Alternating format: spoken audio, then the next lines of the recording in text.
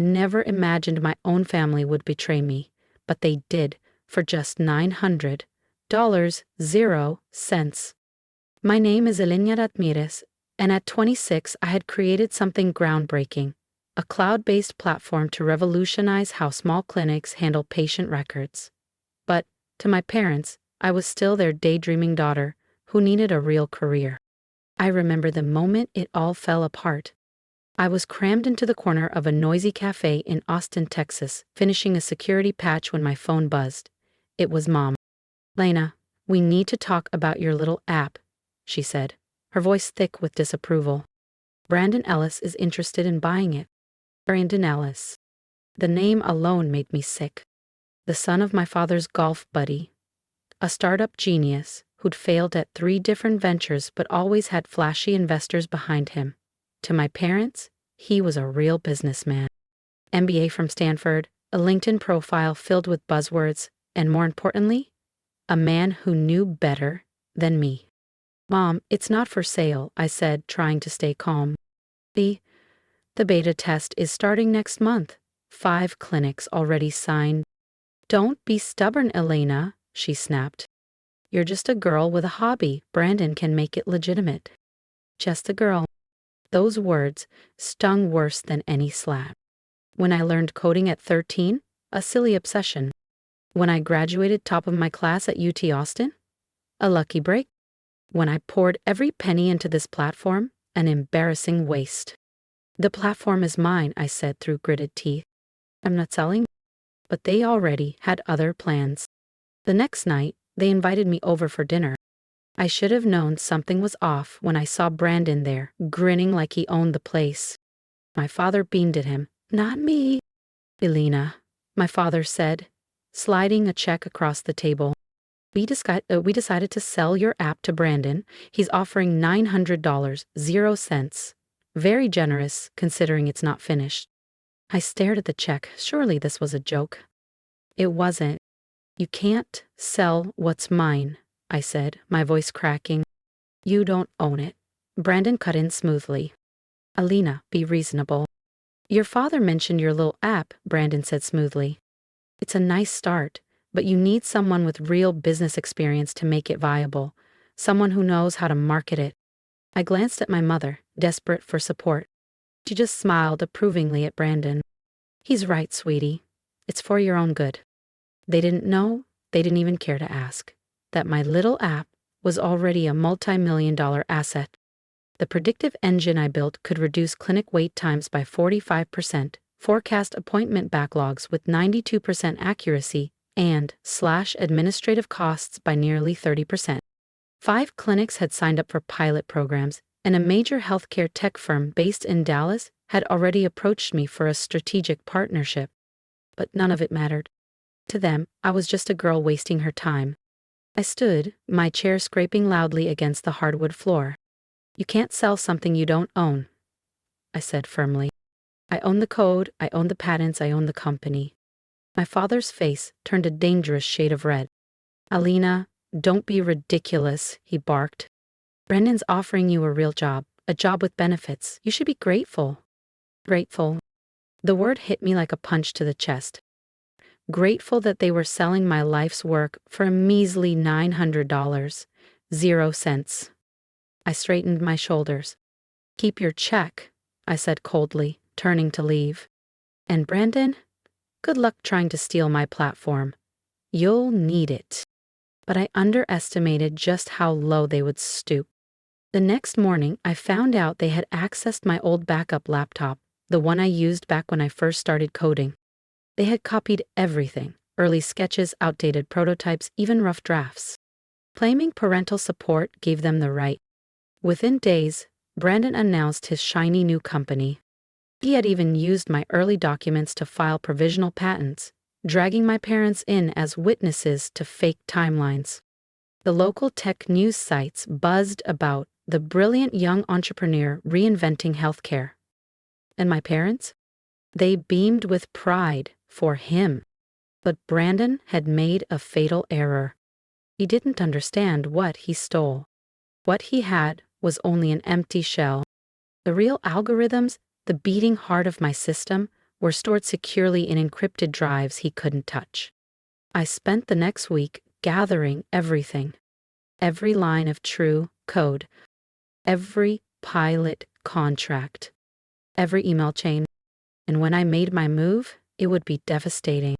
I backed up every patent application, every source file, every contract. Then I made a call to Lauren Diaz, one of the most feared intellectual property attorneys in Texas, famous for dismantling tech frauds. They really thought they could steal your company for $900 0 cents, Lauren said during our first meeting, flipping through my meticulous documentation with growing interest.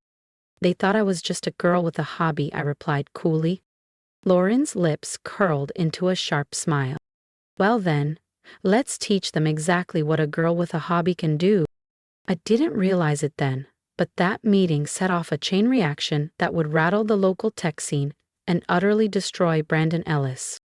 Because innovation doesn't come from stealing lines of code you don't even understand. It comes from knowing every byte, every sequence, every heartbeat of your own creation. And I knew mine better than anyone. The next phase began with a text from an old college friend who now worked at Travis Regional Clinic, one of the hospitals that had agreed to pilot my software. Elena, you have to see this. Ellis Tech just crashed and burned during their demo. I smiled. I knew exactly what happened. You see, I'd built in a hidden failsafe, a deep authentication layer that triggered only during real-world large-scale deployment. During small tests, everything looked fine, but when the full system went live, without my personal verification, it would implode in the most spectacular way. 2 weeks after Brandon's theft, he hosted a grand demonstration at Travis Regional. The press came. Investors came. My parents came. But I came to, sitting quietly in the back row, hidden behind oversized glasses and a tailored black suit. Brandon took the stage, oozing confidence. Today, he proclaimed, Ellis Tech will revolutionize patient care. That's when the system began to collapse. At first, small glitches. Then, flashing error messages on every screen. Error, core authentication required. Validation needed. Developer, E. Ramirez. Brandon's face went sheep white. He tried rebooting, he tried bypassing. Nothing worked. Each attempt only exposed more. Warning, unauthorized use detected. Contact Elena Ramirez for verification. The room froze. Investors whispered, administrators frowned. And Brandon Ellis realized, too late, that he wasn't the genius. He was just the thief. The room buzzed with whispers. Investors shifted uncomfortably in their seats. Hospital administrators exchanged sharp, concerned glances. I watched my parents' faces morph, pride dissolving into pure confusion as Brandon stammered through weak, desperate explanations. Then I stood up, calm and steady, and walked to the front of the room. Mr. Ellis, I said loudly, my voice cutting clean through the heavy air. Are you having trouble running my platform? Brandon froze, confusion flashing to horror as I calmly removed my glasses. Maybe I can help, I continued smoothly. After all, I wrote every single line of that code. Litikanun, my father gasped, standing halfway up, his face flushing red with shock and something close to fear. Ignoring him, I pulled my laptop from my bag, connected it to the projector, and started typing. In seconds, the error messages vanished, replaced by the fully functioning platform I had spent 3 grueling years perfecting. The crowd watched in stunned silence as I demonstrated real-time predictive analytics, resource optimization, patient admission forecasting, features Brendan hadn't even known existed. This, I said calmly, addressing the room, is the real system. The one Mr. Ellis tried to steal for $900 0 cents. I began projecting emails, patent registrations, and timestamp development logs onto the giant screen behind me. Irrefutable proof that I was the sole creator. And one last thing, I said, smiling tightly as I pulled up one final document. A cease and desist letter, followed by the federal lawsuit for intellectual property theft. Brennan lunged toward the podium, red-faced and sputtering. She's lying. Her parents gave me the rights. Lauren Diaz, my lawyer, rose smoothly from her seat at the front row. Actually, they didn't, she said coolly, her voice sharp as a knife. Mrs. Ramirez, patents and copyrights were filed and approved months before you attempted your little heist. She folded her arms.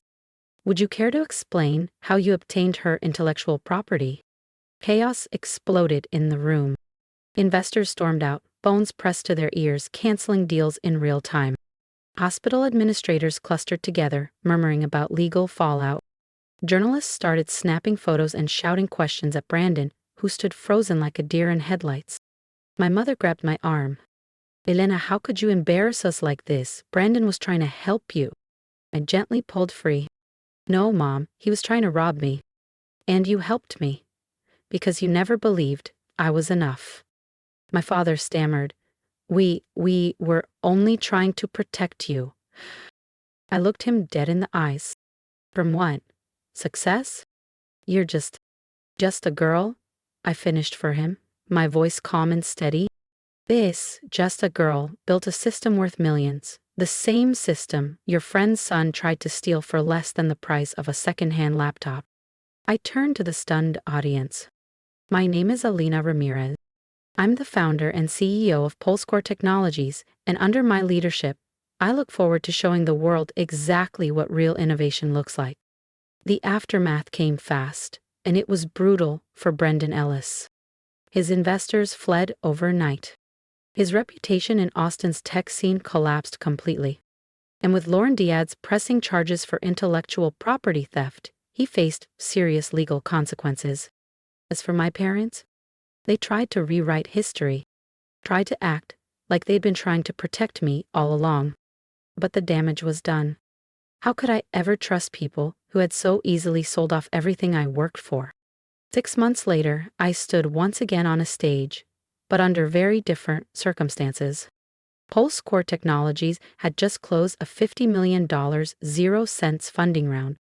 Our pilot programs had shattered expectations. 48% reduction in patient wait times, 41% improvement in resource allocation, and near-perfect predictive analytics for hospital admissions. The packed auditorium erupted in applause. As I spoke, I spotted my parents sitting near the very back, their faces full of something between guilt and longing. Lately, they had been sending texts and emails, telling me how proud they were, how they always believed in me. But their pride wasn't for me. It was for the success I built despite them, not because of them. After the presentation, they approached, looking tentative and broken. Helena, sweetheart, my mother began tearfully. We're so sorry, we didn't mean. I lifted a hand to stop her. I know you're sorry. But being sorry because I succeeded isn't the same as believing in me when I needed it most. Can't we move past this? My father pleaded. We're family. I studied them for a moment. Family supports. Family doesn't steal, I said quietly. You chose Brandon because you couldn't imagine your daughter being enough. I handed them each a business card. If you want to meet with me, you can schedule through my office. Just like any other business associate. As I walked away, I heard my mother break into quiet sobs. A small part of me wanted to turn back, to forgive, to forget. But I knew better. Sometimes success isn't just about proving others wrong. It's about proving to yourself that you were right all along. Today, PulseCore Technologies is revolutionizing healthcare across the country and expanding globally. And Brandon Ellis, he's banned from the tech industry. His name? A cautionary tale. And that $900 0 cents check they once tried to buy my company with? I had it framed. It hangs right behind my desk at PulseCore Technologies, a daily reminder that your worth is never determined by what others see in you. It's determined by what you know you're capable of building. There will always be people who underestimate you, dismiss you, or even try to steal your dreams. But if you stay true to yourself and protect what you've built, success becomes the ultimate revenge. So the next time someone tells you that you're just a girl or just anything at all, remember my story. Remember that the people who underestimate you have nothing to do with your real value. Only you define that. As for my parents, they still send the occasional email, full of words about family, forgiveness, and starting over. Maybe someday we'll rebuild something, but it won't be on their old terms. It will be on mine.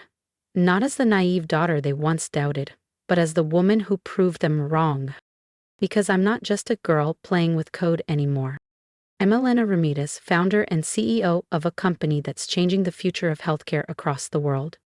And no one, not Brandon, not my parents, not anyone, can ever take that away from me. If my story resonated with you, I'd love to hear your thoughts. Share your support, your experiences, or even your own battles against being underestimated right here in the comments. Every word of encouragement reminds me that standing up for yourself matters. It wasn't easy walking away from the people who should have believed in me first, but I had to choose myself. And I hope if you ever face a moment like mine, you choose yourself too.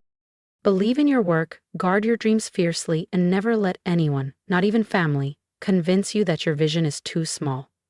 Your potential isn't measured by who doubts you. It's measured by what you build when no one is looking. Success isn't about revenge.